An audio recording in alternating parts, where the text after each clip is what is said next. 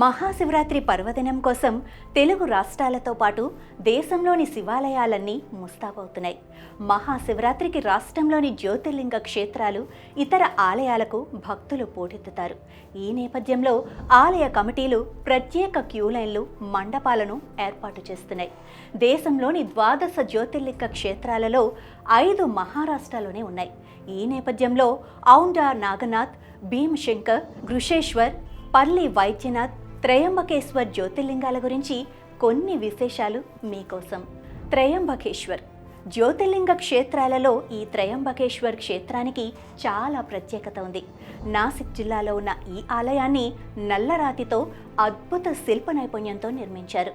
ఇక్కడ జ్యోతిర్లింగంలో బ్రహ్మ, విష్ణు, మహేశ్వర ఇలా 3 ముఖాలున్న స్వర్ణ కవచంతో త్రిముఖ లింగంగా వెలుగొందుతోంది.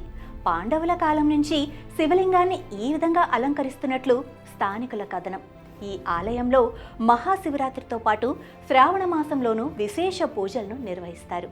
ఇక పల్లి వైద్యనాథ్, బీడ్ జిల్లాలో ఉన్న పల్లి వైద్యనాథ్ దేవాలయ నిర్మాణ కాలం ఇతమిత్తంగా తెలియనప్పటికీ క్రీస్తు శకం 1706లో రాణి అహల్యాదేవి హోల్కర్ దీన్ని పునర్నిర్మించినట్లు చారిత్రక ఆధారాలున్నాయి.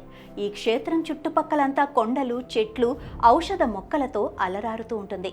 ఈ కారణంగా పల్లి జ్యోతిర్లింగ క్షేత్రానికి వైద్యనాథ్ అనే పేరు వచ్చిందని భక్తుల కథనం. ఔండా నాగనాథ్ ఈ క్షేత్రం రాష్ట్రంలోని హింగోళి జిల్లాలో ఉంది. ఔండా నాగనాథ్ క్షేత్రాన్ని గూర్చి ఓ పురాణ కథ ప్రచారంలో ఉంది.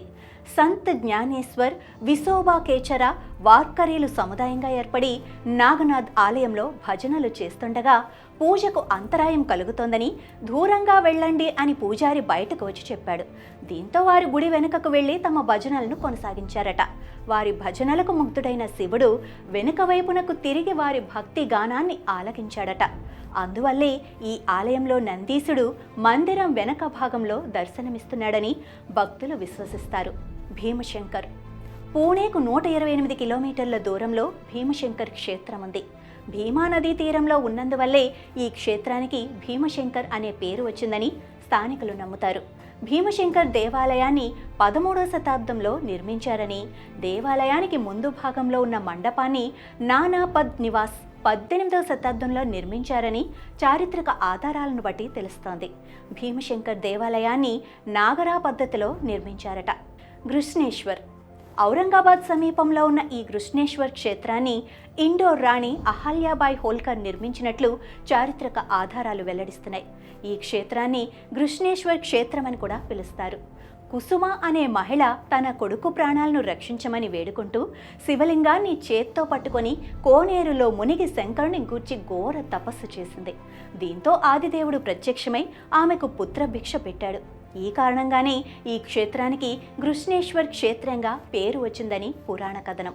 మహాశివరాత్రి 12 జ్యోతిర్లింగాలను చూస్తున్నట్లయితే రామనాథ స్వామి లింగం రామేశ్వరంలో ఉంది. శ్రీశైల క్షేత్రం అనగా మల్లికార్జున లింగం శ్రీశైలంలో ఉంది. భీమశంకరం లింగం భీమశంకరంలో ఉంది. కృష్ణేశ్వర జ్యోతిర్లింగం ఎల్లోరా గుహలలో ఉంది.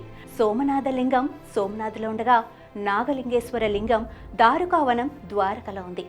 ఓంకారేశ్వర, అమరేశ్వర లింగాలు ఓంకార క్షేత్రంలో ఉన్నాయి. వైద్యనాథ్ జ్యోతిర్లింగం డియోగర్ జార్ఖండ్లో ఉంది. కేదారేశ్వర లింగం హిమాలయాలపై సముద్ర మట్టానికి 11,760 అడుగుల ఎత్తులో ఉంది. విశ్వేశ్వర లింగం వారణాసిలో ఉండగా కేదారేశ్వర లింగం కేదార్నాథ్లో ఉంది.